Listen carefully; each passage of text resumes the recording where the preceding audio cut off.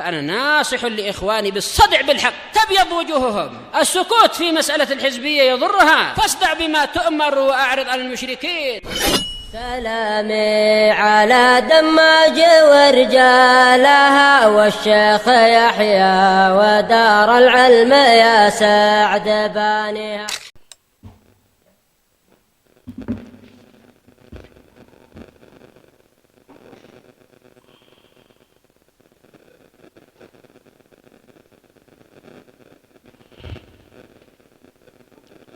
Bismillahirrahmanirrahim.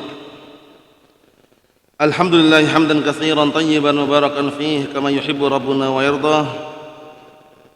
Asyhadu an la ilaha illallah wahdahu la syarika lahu wa asyhadu anna Muhammadan abduhu wa rasuluh nabiyullah wa khaliluh sallallahu alaihi wa ala alihi wa sallama tasliman mazida la nabiyya ba'dah. Ikhwani fid din wa akhwati fillah, a'azzani wa a'azzakumullah jami'an wa barakallahu fikum. Kita lanjutkan bacaan terhadap kitab Miskul Khitam Syarah Umdatul Ahkam yang disyarah oleh Asy-Syaikh Zaid Al-Musabi asbahullah.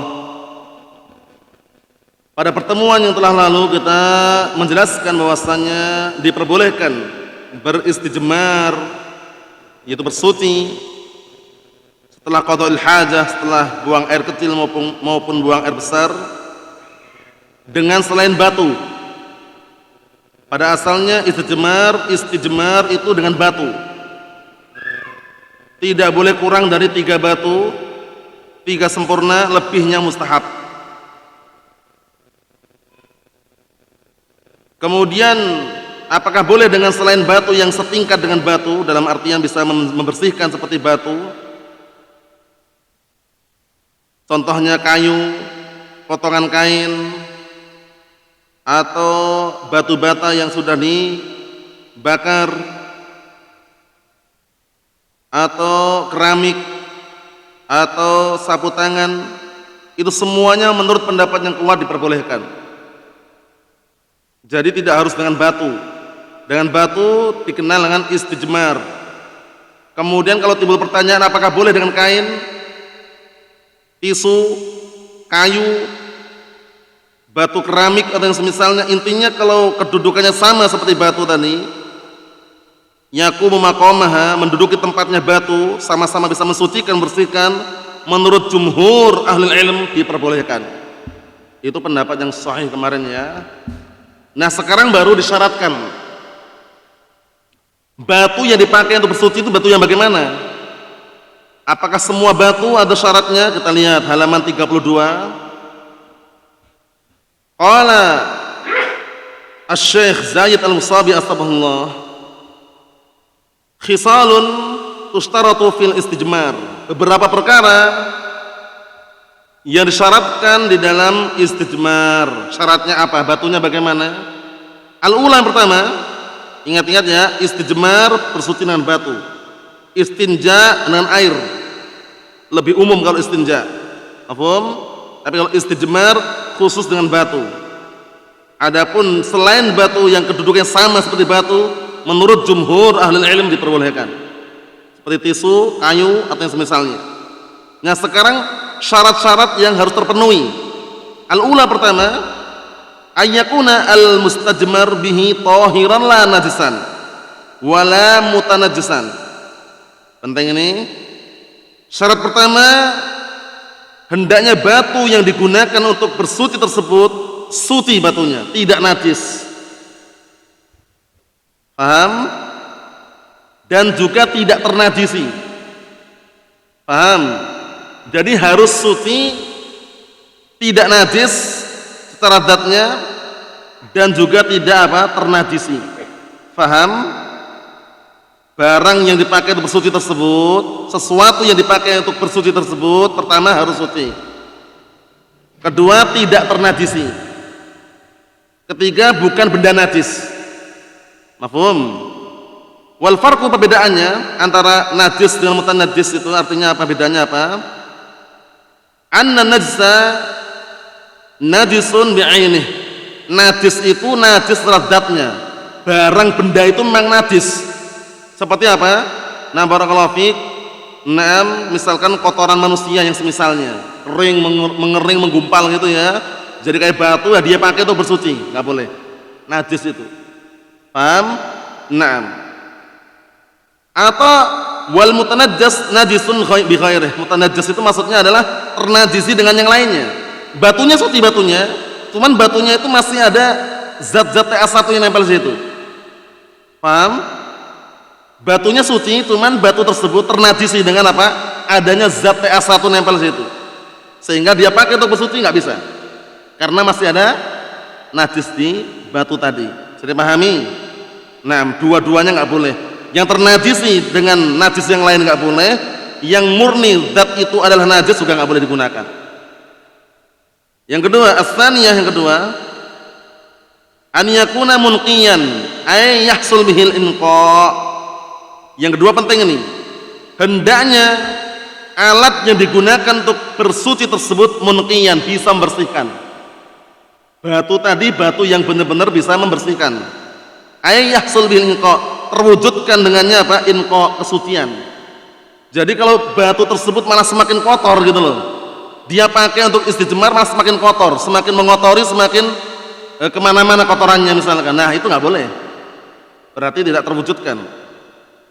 Wa alaihi fala yustajmar bizujaj. Masya Allah, ini penting sekali ini. Maka berdasarkan pendapat tersebut gak boleh dilakukan apa? Istijmar dengan zujaj, kaca. Ya kalau kaca nggak bersih, sobek semua nanti, ya enggak? Nah, barakallahu fiik, istilahnya gitu kan bahasa umumnya. Kalau kaca-kaca yang antum lihat itu, antum atau kita ingin beristijmar, bersuci dengan kaca, gimana coba? Kaca kan nggak bisa bersihkan, malah kemana-mana kalau kaca. Berarti tidak layak ini kaca ini. Potongan kaca nggak boleh. Mafhum? Li'annahu amlas, karena kaca itu halus. La yahsul inqa bihi, tidak akan terwujudkan kesucian dengannya. Mafhum? Kaca ma'ruf ya, kaca ya. Nah, kalau batu yang nyari batu yang sifatnya apa, batu tersebut tidak terlalu halus sekali. Batunya intinya walaupun kasar tidak terlalu kasar, tapi bisa membersihkan. Insyaallah ma'ruf. Itu nggak perlu contohkan pun paham. Batunya kayak apa yang bisa untuk dipakai untuk beristijmar. Naam. As-tsanitsah yang ketiga, alla yakuna azman wala rawsan. Penting ini. Syarat yang ketiga ini, hendaknya alat yang digunakan untuk beristijmar tersebut bukan azman, tulang belulang, bukan pula kotoran hewan. Jadi misalkan antum sedang darurat ini, terpaksa akhirnya antum melakukan qada'ul hajah di tengah hutan, di pinggir hutan lah, di pinggir jalan, tapi semak-semak sepi lah, nggak ada orang itu. Ternyata nyari batu sulit itu loh, paham ya? Tapi ada kayu, yang kayu itu bisa menduduki ke tempatnya apa? Kedudukannya seperti batu. Ada juga tulang di situ. Nah, jangan milih tulangnya. Wah, nemu tulang besar itu tulang apa? Tulang sapi kan, misalkan, nggak boleh. Kenapa nggak boleh kira-kira? Karena dua ini, tulang belulang dan juga kotoran hewan ini makanan jin. Sehingga jangan sampai kita menggunakan apa? Nah, untuk bersuci dengan apa? Dengan makanan saudara kita dari kalangan jin. Nanti ada hadisnya nanti. Mafhum? Itu illahnya, sebabnya kenapa dilarang. Antum nemu kotoran sapi, tongpi, kotoran sapi, ngeras itu kayak batu itu, menggumpal. Antum pakai untuk apa? Istijmar nggak boleh, karena kotoran binatang. Paham? Nah, nggak boleh itu ya. Makanan jin. Jadi makanan jin sebutkan dalam nas yang sahih nanti dua. Tulang belulang yang ketika orang itu menyembelih dengan baca bismillah. Karena saudara kita di kalangan jin, berarti muslim. Paham? Jadi tulang belulang tadi, orang ketika manusia itu ketika menyembelihnya baca bismillah, nah, tulang belulang itu makanan jin. Tulang belulangnya itu. Mafhum? Nah, dan kotoran binatang tadi. Kita lihat. Yang ketiga penting nih ya, hendaknya yang digunakan untuk istijmar bukan kotoran binatang, bukan pula tulang. Li hadis Ibnu Mas'ud anhu fi Muslim, sebagaimana dikarenakan hadis Ibnu Mas'ud anhu di dalam Sahih Muslim. Dzakar al-hadis wa fihi, beliau menyebutkan hadis di dalamnya ada lafaz qala Nabi sallallahu alaihi wasallam, Rasulullah sallallahu alaihi wasallam bersabda, atani da'il jin, Waktu itu Abdullah bin Mas'ud anhu cerita, suatu ketika Abdullah bin Mas'ud diajak oleh Rasulullah SAW di suatu tempat itu ya, ternyata Rasulullah hilang tiba-tiba. Abdullah bin Mas'ud nyari-nyari, merasa gelisah, kemana nih beliau ini? Jangan-jangan diculik, jangan-jangan hendak dibunuh. Beliau tidur malam itu gelisah, nggak tenang intinya. Ternyata Rasulullah bukan diculik, beliau sedang memasuki tempat apa? Tempat jin. Yang waktu itu datang utusan jin memanggil Rasulullah SAW untuk berdakwah di situ. Tiba-tiba hilang gitu. Abdullah bin Mas'ud kaget, takut. Kemana ini beliau? Nah itu kisahnya panjang seperti itu. Akhirnya setelah Rasulullah ditanya, beliau jawab, "Atani da'il jin." Waktu itu datang kepadaku utusan jin. Jadi ceritanya ini, ternyata Rasulullah hilang itu, menghilang tiba-tiba itu bukan diculik, bukan, karena memang beliau didatangi utusan jin, kemudian beliau pergi bersama jin tadi itu. Jin kan alam gaib gitu loh, sehingga nggak nampak buat kita kan. Nah, fadhahabtu ma'ahu, kemudian aku pergi bersamanya. Faqara'tu 'alaihim al-Qur'an, kemudian aku ajarkan kepada mereka Al-Qur'an. Lihat, Rasulullah mengajarkan Al-Qur'an kepada kaum jin. Tentunya jin yang beriman ya, karena jin yang beriman, jin muslimin itu saudara kita. Sehingga syariat ini benar-benar sempurna, umum. Wa ma khalaqtul jinna wal insa illa liya'budun, jin dan manusia. Tapi jin yang apa? Muslim. Jadi jangan sampai terpetik di benak kita syariat ini hanya manusia, untuk manusia saja, jangan. Untuk jin juga sama. Salat, puasa, zakat, haji. Mungkin yang perbedaannya adalah alam tadi itu, alam jin, alam ghaib, sedang kita alam nyata. Paham? Nah, seperti itu. Kemudian jin, barakallahu fiik, bagi mereka kita nampak, tapi bagi kita mereka nggak nampak. Itu adalah apa? Alam ghaib. Mafhum, sehingga tidak perlu kita bahas panjang lebar. Kesimpulannya di sini, Rasulullah waktu itu ketika tiba-tiba menghilang, ditanya oleh Abdullah bin Mas'ud, akhirnya beliau menjawab, telah datang kepada beliau utusan jin. Kemudian beliau pergi bersama jin dan beliau membacakan Al-Qur'an di hadapan para jin. Kemudian setelah itu Abdullah bin Mas'ud berkata, "Fantalaqa bina." Kemudian beliau pun pergi bersamaku. Siapa itu? Rasulullah pergi bersama Abdullah bin Mas'ud. Fa'arana asarahum wa asaniranihim. Kemudian kami diperlihatkan bekas-bekas mereka dan bekas-bekas api-api mereka. Jadi ditampakkan, karena yang kedua ini Abdullah bin Mas'ud diajak Rasulullah itu loh. Diajak Rasulullah SAW ke tempat tadi. Ditampakkan di sana itu bekas-bekas mereka dan bekas-bekas apa? Pengapian atau api mereka. Paham ya? Nah, wasa'aluhul zat. Kemudian mereka para jin meminta kepada Rasulullah bekal. Minta bekal situ. Sa'aluhu zat bekal. Maksudnya minta makanan itu loh. Faqala, kemudian Rasulullah SAW mengatakan, "Lakum kullu admin dzukira rasmullahi alaih." Penting ini. Halal buat kalian setiap tulang yang disebutkan nama Allah padanya ketika menyembelih. Berarti orang muslim ketika menyembelih bismillah, nah tulang belulang tulang dari hewan 9 tersebut makanan untuk jin dari kalangan kaum muslimin. Paham? Jin kaum muslimin. Mafhum? Jadi sebagaimana manusia ada yang apa? Kafir, sunni, salafi, hizbi, mutadi', jin juga ada. Jin yang hizbi ada juga. Jin syi'i ada enggak? Syiah? Abu Salman ada enggak kira-kira? Jin syiah. Ada juga kan? Manusia juga ada. Manusia syi'i, jin syi'i ada. Sebagaimana manusia yang sunni salafi, jin juga ada sunni salafi, cuman kita enggak nampak gitu loh. Sekarang aja mungkin ada jin ikut alim, ada juga mungkin, tapi nggak nampak, ya kan? Kita nggak bisa pastikan, nggak ada, nggak bisa. Nah, tapi sangat memungkinkan kalau yang namanya jin sunni salaf itu semangat belajar mungkin aja. Ya mungkin juga kan. Lihat ini, Rasulullah waktu itu datang ke tempat jin ngajarkan ilmu Al-Quran kepada mereka. Masya Allah. Naam. Jadi tidak ada apa? Tidak ada istilah yang mustahil. Mungkin ada jin hadir di majelis ta'lim, mungkin nggak kira-kira? Mungkin, cuman nggak nampak gitu loh. Nampak wajahnya nggak nampak juga, karena alamnya berbeda, wujud mereka pun beda dengan manusia itu loh wujudnya. Makanannya beda kan, makanannya tulang kan sama kotoran hewan tadi kan. Kita lihat yang pertama, lakum kullu admin dzukira rasmullah alaih, halal buat kalian setiap tulang yang disebutkan nama Allah ketika menyembelih. Yaqau fi aidikum au farma yakunu lahman, yang telah kalian ambil dengan tangan kalian itu lebih sempurna untuk menjadi daging. Jadi seakan-akan daging kalian sudah, gitu loh. Paham ya? Wa kullu ba'ratin, dan setiap kotoran alafun lidawabikum, setiap kotoran yang itu adalah makanan buat binatang kalian. Kotoran binatang, kotoran hewan itu makanan buat jin. Mafhum?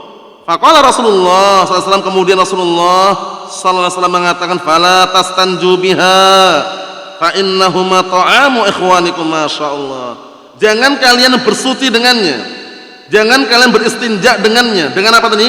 Dengan tulang belulang tadi itu dan dengan kotoran hewan tadi itu, dikarenakan kedua-duanya adalah makanan saudara kalian. Siapa saudara kita ini? Jin dari kalangan muslimin. Mafhum? Nah, ada nggak jin Yahud? Hamzah. Ada. Intinya seperti manusia kalau dalam masalah apa? Pembebanan syariat itu. Cuman bedanya alam saja bedanya. Alam ghaib kita alam nyata gitu. Wa illa beraneka ragam mereka. Naam. Kita lihat yang keempat, ar-rabi'ah yang keempat, alla yakuna mat'uman sahih. Ini penting ini. Sesuatu yang dipakai untuk bersuci tersebut hendaknya bukan sesuatu yang mat'uman, bukan sesuatu yang dimakan. Jadi misalkan antum nemu biskuit besar, biskuit misalkan, antum pakai untuk istijmar nggak boleh, karena dimakan biskuit. Ya enggak? Nah, barakallahu fiik. Nah, ini penting loh ya. Ai la yakunu min ta'am bani Adam. Hendaknya sesuatu tersebut bukan makanan bani Adam. Misalkan antum lagi qadarullah nah barakallahu fiik, qada'il hadir di semak-semak. Nemu jagung. Jagung antum patah, antum pakai untuk bersuci nggak boleh. Karena jagung makanan manusia kan?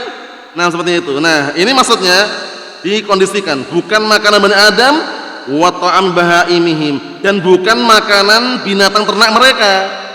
Jadi rumput-rumput yang dipakai untuk makanan lembu, kuda dan semisalnya jangan.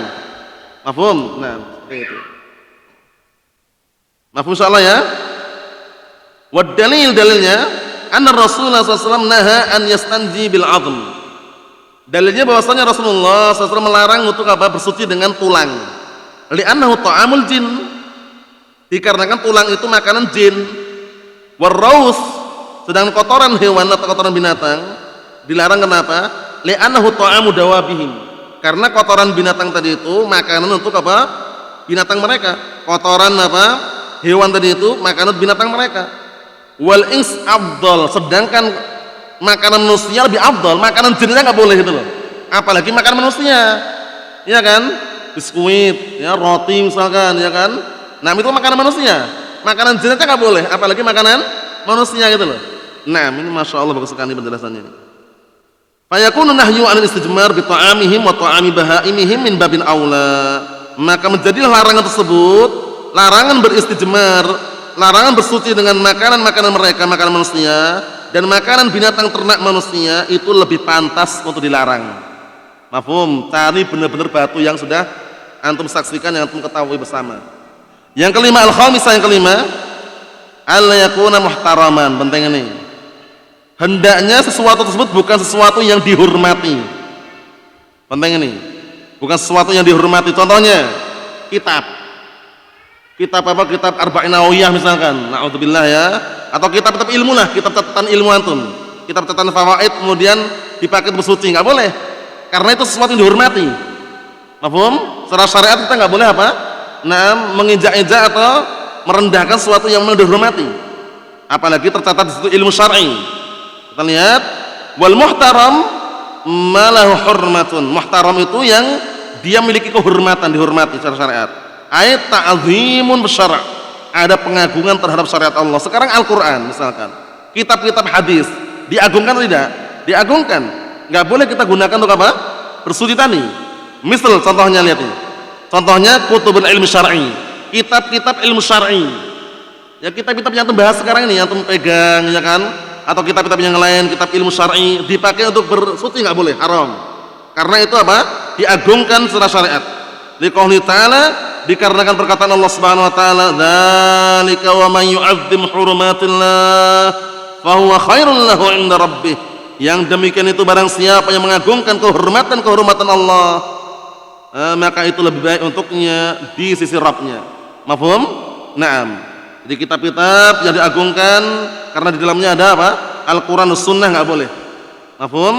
Naam. Kemudian contohnya sekarang, meja-meja yang dipakai belajar, ini termasuk, nah barakallahu fiik, dihormati. Kenapa dihormati? Karena dipakai untuk menulis, mencatat faedah.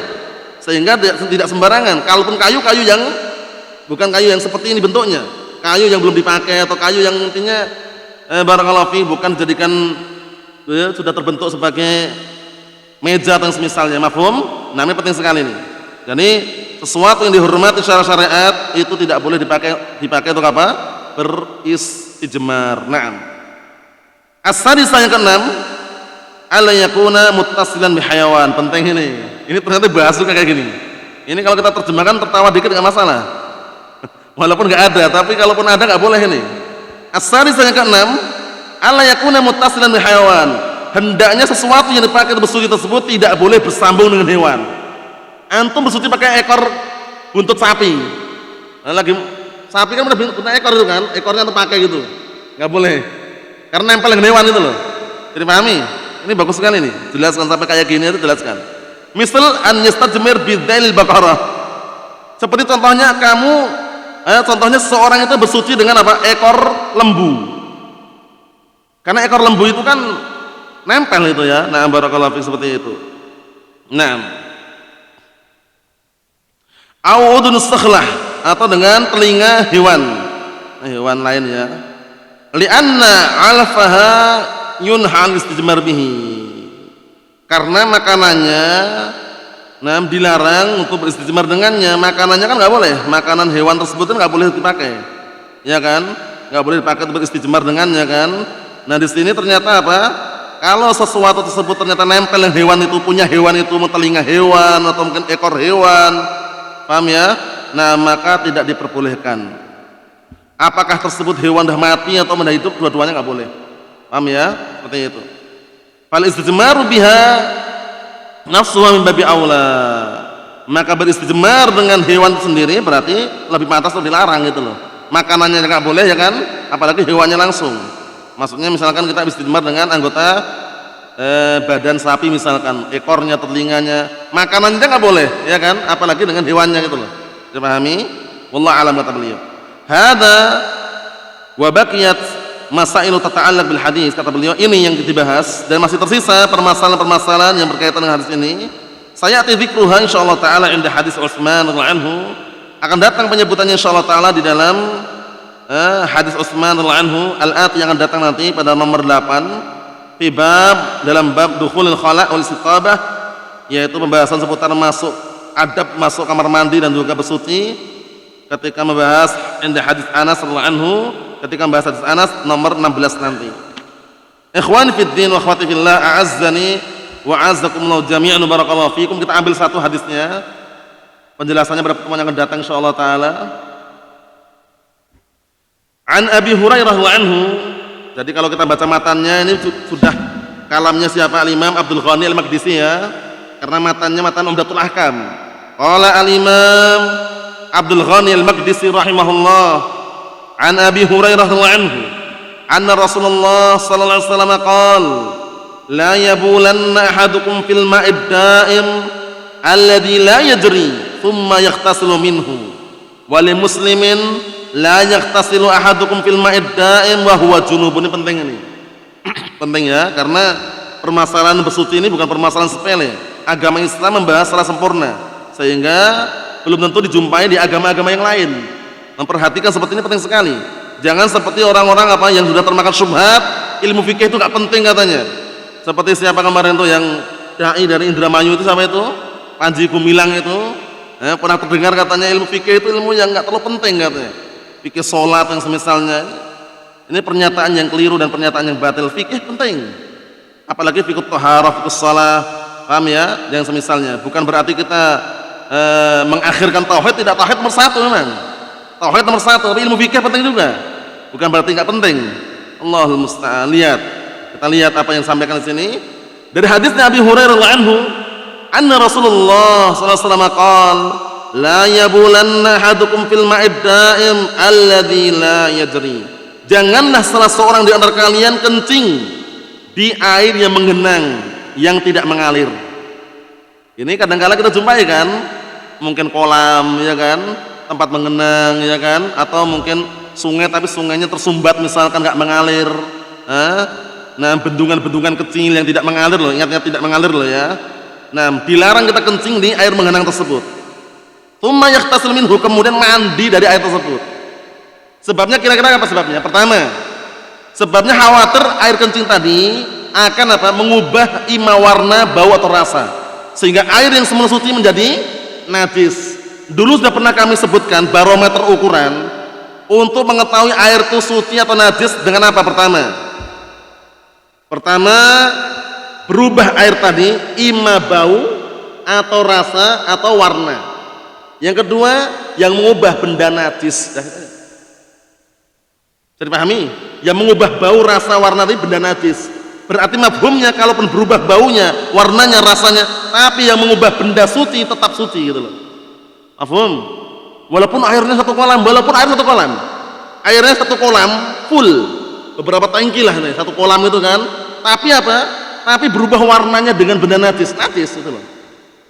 Satu ember sedikit ketetesan benda najis, tapi nggak berubah la warna wala bau wala rasa, nggak berubah sama sekali, suci. Jadi pahami? Tolak ukurnya berarti apa? Tolak ukurnya yang mengubah warna atau bau atau rasa adalah benda najis. Itu kan, ingat itu. Berarti kalau yang mengubah bau atau rasa atau warna benda suci tetap suci. Mafhum? Misalkan ada dia punya kolam ukuran 10 kali 10, luas kan? Nah, 10 kali 10 itu ukurannya. Nah, ternyata kejatuhan tinta, langsung berubah semua warna menjadi hitam semuanya. Airnya najis atau suci, Hamzah? Suci, karena yang mengubah benda suci. Selesai. Mafhum? Naam. Kemudian dia punya kolam 20 kali 20 ukurannya. Nah, tidak sengaja barakallahu fiik tertumpah satu ember zat TA1. Qadarullah masyafa'al. Satu ember, ini terus terang aja ini biar paham. Ya, tertumpah badannya zat TA1 satu ember. Berubah kuning semua warnanya. Bau enggak terlalu bau, rasa enggak mungkin kita rasakan kan? Tapi warnanya berubah. Najis enggak kira-kira Abah Hafsah? Najis. Warnanya warna TA1, kotoran manusia. Paham ya? Zat TA1 kotoran manusia ya, kita ungkapan yang halus. Nah, mafhum? Ini penting sekali ukuran seperti itu biar nanti nggak bingung gitu loh. Kita lagi mau wudhu ternyata gendong anak gitu loh. Anaknya udah besar, sudah makan biskuit, sudah makan barakallahu fik sosis ya kan, sudah bukan air susu lagi. Ternyata kencing, nggak sengaja kencing. Nah, netes ke ember, dicek ternyata nggak bau, wala warnanya berubah, wala rasanya misalkan nggak berubah semuanya, suci. Selesai. Jadi pahami? Nah, karena tolak ukurnya berubah atau tidak? Berubah. Yang mengubah benda najis atau benda suci itu ukurannya. Insyaallah paham ya? Berikutnya, kita lihat. Ini kenapa kok dilarang? Karena ada dugaan khawatir nanti air kencing tadi kalau orang kencing di tempat menggenang tadi akan mengubah apa? Ima warna, bau atau rasa. Tsumma yaghtasil minhu, kemudian mandi dari air tersebut. Kenapa kok dilarang? Khawatir dia mandi dari air yang sudah tercampuri benda najis. Mafhum? Sudah tahu itu kolam mengenang airnya nggak mengalir, ya kan? Orang suka kencing situ, dia malah ngambil satu ember mandi, nggak boleh. Mafhum? Ini kenapa lafadznya mengenang? Karena kalau mengalir itu nanti ada nama istihalah. Dalam ilmu fikih namanya ada nama istilah namanya istihalah. Istihalah itu semula najis menjadi tidak najis karena air sudah terbuang. Contohnya gini, nah barakallahu fiik, ada kolam renang tapi airnya ngalir terus. Orang walaupun kencing di pojokan pun airnya akan pergi gitu loh. Iya kan? Misalkan ada orang kencing di pojokan kolam itu, airnya ngalir, air kolam tadi. Kira-kira airnya tertukar nggak kira-kira? Tertukar, istihalah namanya. Ember itu satu ember air. Kemudian terkena air kencing anak kecil. Paham ya? Baunya bau dia. Kena air hujan. Tertimpa air hujan, deras hujannya. Akhirnya air yang di ember tadi apa? Hilang semuanya, ganti air hujan tadi, nggak bau lagi. Istihalah namanya. Yang kedua ini suci. Mafhum? Dan pahami ya? Nah, ini penting sekali seperti itu. Ini nanti kaitannya masalah apa sih? Istijmar juga. Batu yang pernah dipakai untuk istijmar kan dilempar biasanya. Otomatis kan mungkin ada beberapa zat yang nempel situ kan.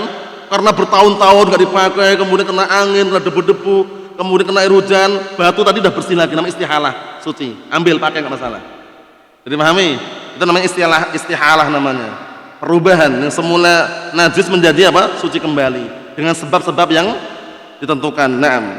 Mafhum? Yang terakhir, Wali Muslimin dalam Sahih Muslim, riwayat Muslim, la yaghtasil ahadukum fil ma'id da'im wa huwa junubun. Janganlah salah seorang di antara kalian mandi di dalam air yang mengenang dalam keadaan dia junub. Nah, ini nanti ada rincian barakallahu fiik. Alasannya khawatir nanti tercampur apa? Air tersebut dengan sesuatu yang najis. Itu khawatirnya. Wa illa, kalau air sisa terpisah atau air sisa yang sifatnya adalah suci tidak najis, boleh dipakai untuk mandi orang setelahnya. Mafhum? Dibahas nanti. Misalkan satu ember dipakai untuk mandi janabah, suami istri. Suami dulu, sisanya istri. Boleh atau tidak? Boleh selama tidak apa? Tercampuri najis. Dikhawatir ini bisa dimaknakan di kolam atau sesuatu yang mengenang. Nah, di kolam sesuatu mengenang tidak mengalir, berduaan mandi di situ misalkan. Paham ya? Atau orang mandi di situ. Jadi airnya nggak terbuang di situ. Nah, itu yang dikhawatirkan apa? Ada najisnya sehingga ada larangan. Mafhum? Selama tidak ternajisi, air bekas itu suci. Air bekas orang wudu, air bekas orang mandi itu pada asalnya suci pada asalnya. Boleh dipakai untuk bersuci, boleh dipakai untuk wudu orang yang setelahnya, boleh dipakai untuk mandi orang setelahnya. Bahkan dinukilkan Rasulullah SAW pernah mandi bersama Aisyah berduaan. Suami istri nih berduaan. Paham ya? Dalam keadaan junub. Wakilana junubun. Kita berdua waktu itu junub, kata Aisyah radhiyallahu anha kepada apa? Nah, dalam hadis tersebut bahwasanya Rasulullah dan Aisyah mandi berdua. Diperbolehkan secara syariat. Paham ya? Selama air tersebut suci. Mafhum? Nah, ini bantahan bagi orang-orang yang mengatakan air bekas itu nggak boleh dipakai untuk bersuci lagi. Selama air bekas tersebut, air sisa tersebut tidak ternajisi, kembali ke hukum asal suci, silakan dipakai. Mafhum? Nah, barakallahu fiik, itu yang kita ambil penjelasan secara rincinya pada pertemuan yang akan datang insyaallah taala. Nasallahu as-salamatul afiyah walhamdulillahirabbil alamin.